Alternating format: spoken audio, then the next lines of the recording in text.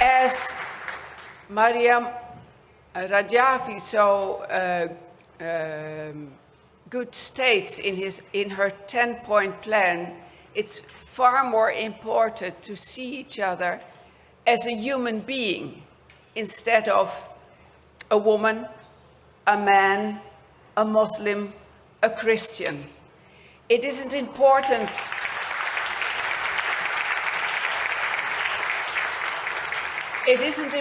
what you believe or what you look like, it's important what you do.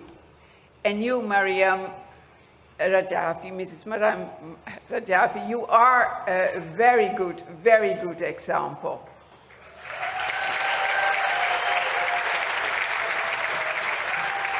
And all the people here must be very, very proud and happy to have such a good leader, because good leaders are very rare. It's not every day that they pass by.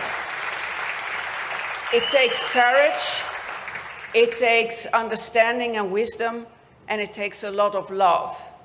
And when we met in the European Parliament, I believe it was on the 30th of May, I decided then and there that I met the true leader of Iran. During the war that is going on in Ukraine, the invasion by Russia, more than 1,000 drones were used. And we said a lot that Iranian regime threatens its own people and kills its own people, that it kills people in Middle East, but it kills people also all over the world, because Ukraine is more than 3,000 kilometers from Iran. And Iran bombs churches, schools, kindergartens, hospitals with their drones, and even the centers of humanitarian aid where people come for help. And unfortunately, Ukrainians know too well that this is happening 3,000 kilometers away from Iran, because terrorist and dictatorship regime knows no borders and knows no distance and knows no mercy. And they must be stopped by all of us, by all the efforts of all of the international community, because they threaten everybody. Ukrainians know very well that appeasement never works for terrorist and dictatorship regimes. Only weakness, our weakness, provokes more evil and provokes more tyranny and provokes more violence. And unfortunately, a lot of us knows a lot of examples of that. The appeasement never worked with Hitler during the Second World War. It did not work with Putin. It is not working with the Iranian regime and will not work. And also, I'm allowed to speak on behalf of Ukrainian girls and women who are incredibly inspired by Iranian women in your fight. You are such an inspiration to us. Keep on fighting for freedom. You know, we follow you, we stand with you, and we will do whatever it takes to help you. The people of Iran have a very difficult road ahead, as we know, but their courage and determination are bringing the regime to its knees.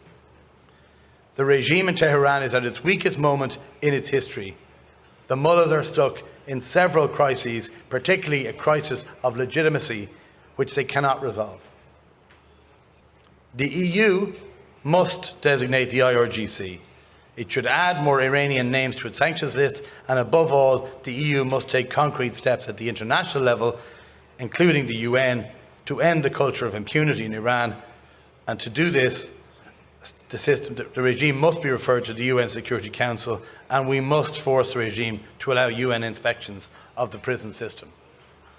We are all being written to by the regime, by the Iranian ambassador, and we are all being told that this is not an organisation we should be involved with.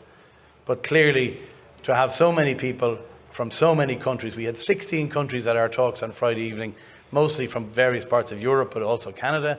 And we can see today we've got many other countries here, a lot of Middle Eastern countries and African countries, and countries like myself, Ukraine, Holland, the Netherlands, and so on. So I want to thank the NCRI and indeed you, Mrs. Rajavi, for all you're doing to let us know, because before I became a Member of Parliament, I have to say, a little bit like our Ukrainian colleague, I didn't know as much about Iran as I do now, and that's why I'm here. And let's hope that sooner rather than later we can all be in Tehran, in a free and democratic Tehran, visiting that wonderful country and its wonderful people. Thank you very much. And I want to assure Mr. Maryam Rajavi that all these people are with you, and all the people in Azerbaijan that support your freedom, your fight, are with you. We really want to see free and democratic Iran. The National Resistance Council of Iran and the President-elect, Mrs. Maryam Rajavi, are heralds of freedom in Iran. Peace and peaceful coexistence with all of Iran's neighbors and regional countries as an alternative to the mullah regime. And we support this alternative. Mrs.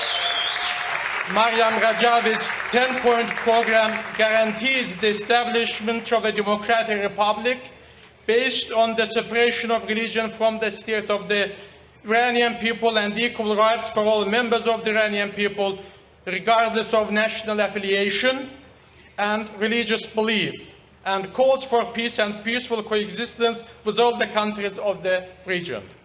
It is clear that this very progressive program is currently supported by the majority of the parliament members of many countries of the world, including Azerbaijan. Appeasement of the Iranian regime is betrayal. It is betrayal of your own country, betrayal of the Middle East, and betrayal of mankind in the wider sense. Because this regime remains one of the major threats to peace and stability in the entire world, including the Middle East. Madam Rajavi, you chose to be a leader, and what a great leader you are.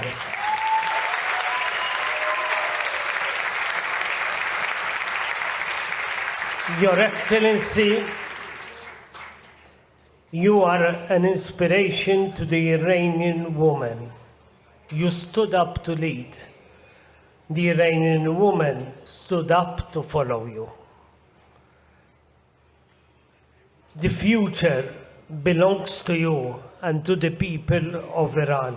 You are the face of a free Iran. You managed to give a face of a free Iran. This is what a free Iran look like. Look at Madam Rajavi and you get the picture of what a free Iran will look like. Madam Rajavi, thank you for leading the way. Thank you for giving hope and a future to the Iranian people.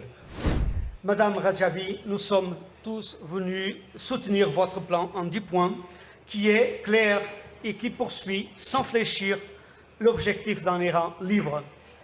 Nous appelons